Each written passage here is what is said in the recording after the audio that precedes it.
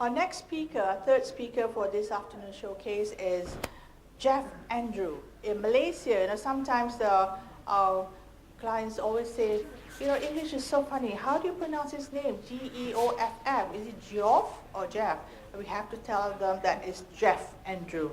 He's British born, but a Malaysian resident for so long that his friends often refer to him as a bumi putih, or a white local. He runs training courses and delivers motivational seminars both in Malaysia and Brunei. He has been a conference and seminar speaker in 22 countries worldwide since 1980. So if you look at Geoff, you know how long he's been around. Perhaps his most unusual achievement was his role as organizer of the Ultimate Summit meeting, a Toastmasters meeting on the very summit of Gunung Kinabalu in 2000, to enter the Malaysia Book of Records as the highest public meeting in Malaysia. Imagine being on top of the high mountain, and on that day he did not have enough breath to use too much of body language or vocal variety in his presentation. So let's listen to him, and he shared with us the 55-38-7 rule. What's the secret? I'll welcome Geoff.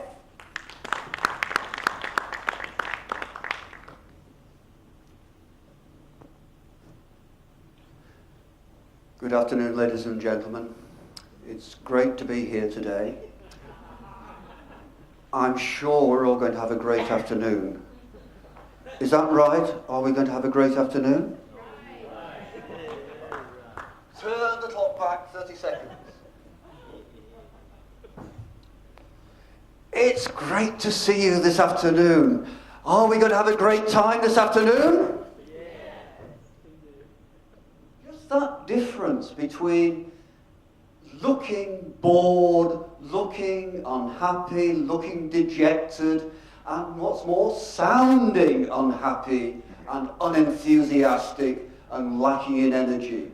And we've just heard from Kenneth about the 3 E's: empathy, energize, and emotional. Well, you're going to hear about the 3 V's. What are the 3 V's, I hear you ask? Well, there's a gentleman here. There was a gentleman there. Yeah. Handsome gentleman. Me, maybe? No, maybe not. Because, he is a handsome gentleman. He's from Armenia in Eastern Europe. But unlike me, I'd be referred to as, "You look like Abraham Lincoln." Now, when this very attractive young lady said that to me a few years ago, I thought, oh, I must look important and distinguished. But then I remembered Abraham Lincoln's main claim to fame, apart from things like helping to end the Civil War in the USA and helping to abolish slavery, his main claim to fame was he was ugly. So I thought, well, maybe it wasn't a compliment. But anyway, this gentleman...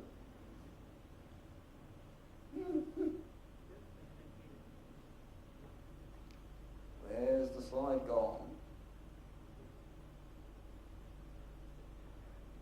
Yeah, that's who he is. Now, you've all heard of the Mehrabian rule, I'm sure. Yes? You've all heard of it. Well, he's the gentleman who's responsible for it.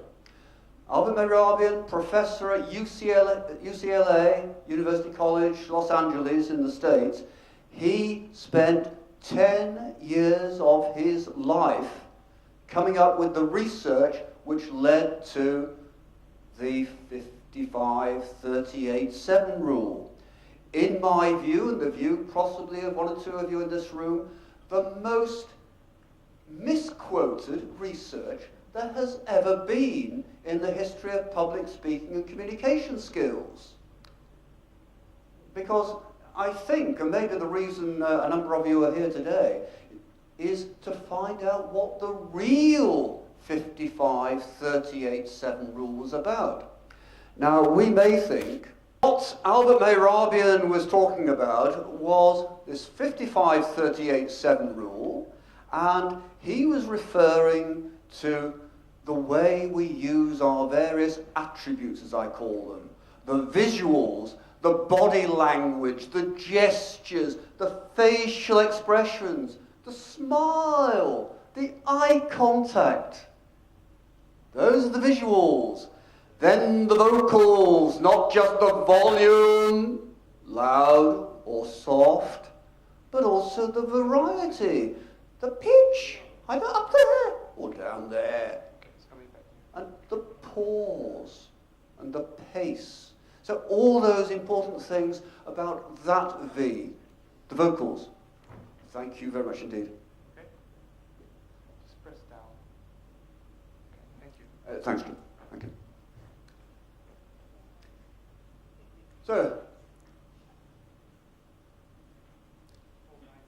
So the three things relate to that particular chart, and those were the figures which Mehrabian came up with. Now, those of you who have at least seen something about Mehrabian may be able to tell me which of the three V's relates to the 55. Visual, correct. If I had a bookmark with my pretty face on the one side and 10 tips on the other, I would hand it to you, but I haven't. Sorry. Sorry. Ah, right. Then the 38 is the vocal, and the 7 is the verbal, the words, the content. And that is where the problem arises with interpreting Mehrabian. Because he also added the important element when those elements are incongruent, when they are incompatible with one another, when they are inconsistent with one another. But it isn't what he meant at all.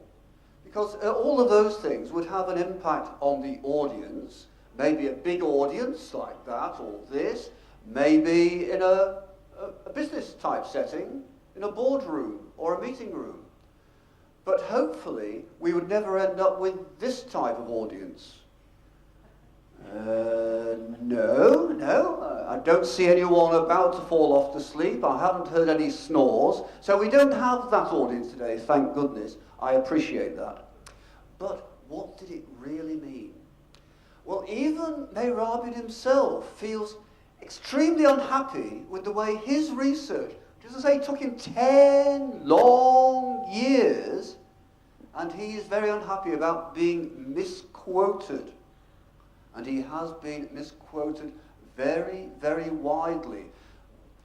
Who in this room has misinterpreted Mehrabian in the past? Go on, be honest. You were honest this morning.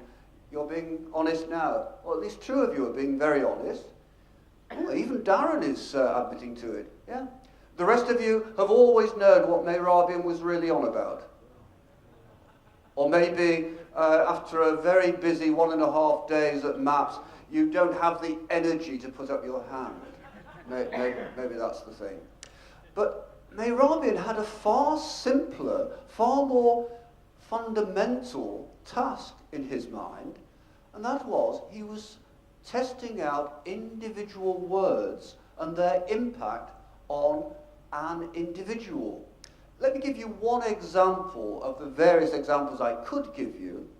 He took the single word maybe, M-A-Y-B-E, maybe, and he asked 3 different people to, in fact they were all ladies, so he asked each of the 3 of them to say maybe in a different way.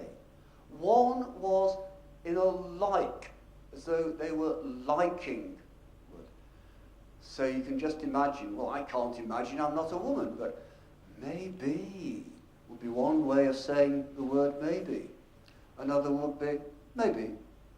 Another would be in way of a dislike, maybe. Maybe if one of the guys here was asking the lady on their table for a date, and she was either going to reply, maybe, might say yes, or maybe she didn't want to make any commitment whatsoever, or maybe. no chance, guys. You wouldn't have any chance at all of getting a date there. So the way that these three ways of expressing the word maybe went into the research. Then they used vocal and visual. Well, that was the vocal. Then there was the visual. And again, it's difficult for me to act like a woman, but maybe by using facial expressions, maybe. Or neutral, maybe. Or a scowl or a frown, maybe. And then they put these various answers together and came up with a formula. And this particular formula for the word maybe said, well, the accuracy was probably 3 times more likely with the like as expressed by the visual, the facial expression, than with the verbal, than with the vocal. So they came up with the 3-2, which even more precisely became 55%, 38%, with the word itself, maybe, having relatively little significance in the end. So that is where the statistic came from. Now, there are some very eminent speakers and presenters around the world who have expressed their unhappiness, in other words, sharing Mehrabian's view that he would rather his research was quoted accurately. And have any of you heard of a lady called Olivia Mitchell, a New Zealand lady who writes a very good blog and is also a very good speaker, although I haven't seen her live, but a very good blog. Well, she has started a campaign.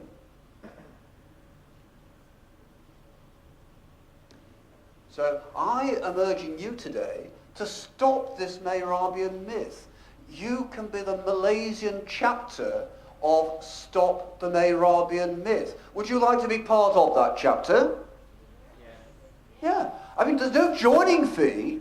All you have to do is undertake, when you are training your trainees, your participants in a course, or giving a presentation about presentation skills, please share the true facts of the Mehrabian research rather than the misinformation, rather than the myth. Because it is about, the research was about using one word. It was about using tone of voice. It was about using facial expressions. And Olivia, on her website, has actually listed about 40 different people, some of them very eminent. Now, if Alan Stevens was in the room, I'd be saying, please look at the second name on the list. But Alan has already had to leave at the convention. He assured me that he wasn't leaving because I was going to quote his name. But in fact, during lunch, he confirmed that he does feel very strongly about this, and that's why he allowed his name and his blog site to go onto Olivia's website, because he doesn't agree with the misinterpretation either. But Letha Braithwaite is also very well known, perhaps more so in the States than in Malaysia, and these other names with varying degrees of fame and notoriety relating to them, they also feel that the Stop Mehrabian myth should be enforced around the world. So I am going to send a piece of paper around at the end of the day, and I will get all your names and emails and send them off to Olivia, and she can put them onto her website. Or, I think, it's probably too low down on the screen. I will give you Olivia's email address directly so you can do it as well. So that is why I believe the Mehrabian myth should be put away with. It should be ditched. It should be forced out.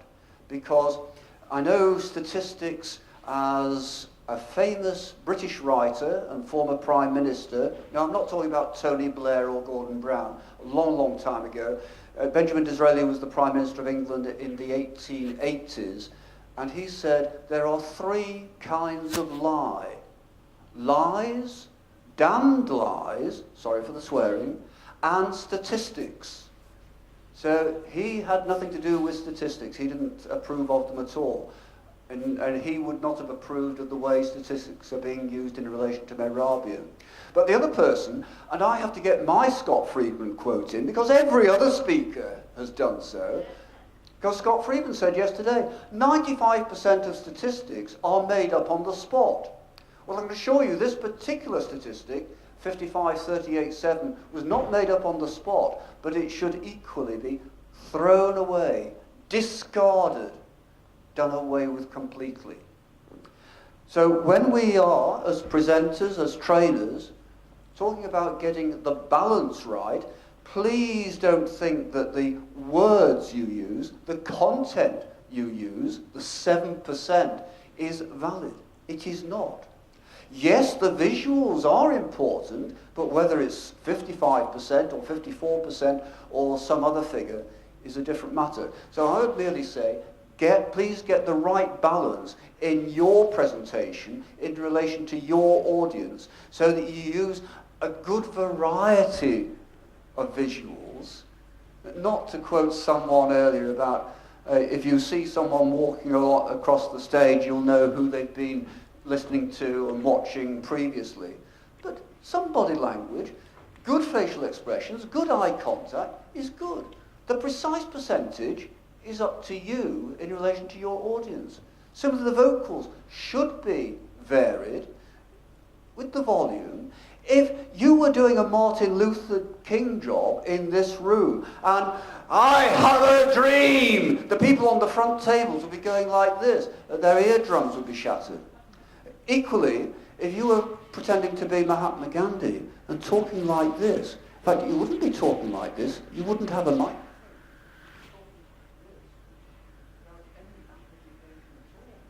That's very difficult to hear, isn't it? The fact that Mahatma Gandhi was able to capture an audience of 10,000 speaking so quietly is merely because of his charisma and his wisdom. But most of us wouldn't get away with talking like that in a room that even this size. So don't do a Mahatma Gandhi for a full session. Don't do a Martin Luther King for the complete session. But do varied and vary the pace, because we all know if a speaker talks as slowly as this for a full 20 minutes, the third audience shot I showed you of, or even falling asleep, would certainly apply. But don't speak as fast as John F. Kennedy, who was renowned as being the fastest public speaker of all time. He spoke so quickly that although he had brilliant words and he was charismatic, most people didn't understand every single word he used. So please vary the voice as well. But don't do, just because Mehrabian is supposed to have said the content is only worth 7%, please don't skip on the preparation for your content. The content is worth spending time on, it's worth doing the research, it's worth getting your facts right and sharing those facts and that information with your audience. So please get the right balance, and please indeed think of this as being a very relevant piece of research when applied correctly. And it's a good job I finished my slides because they're going off anyway.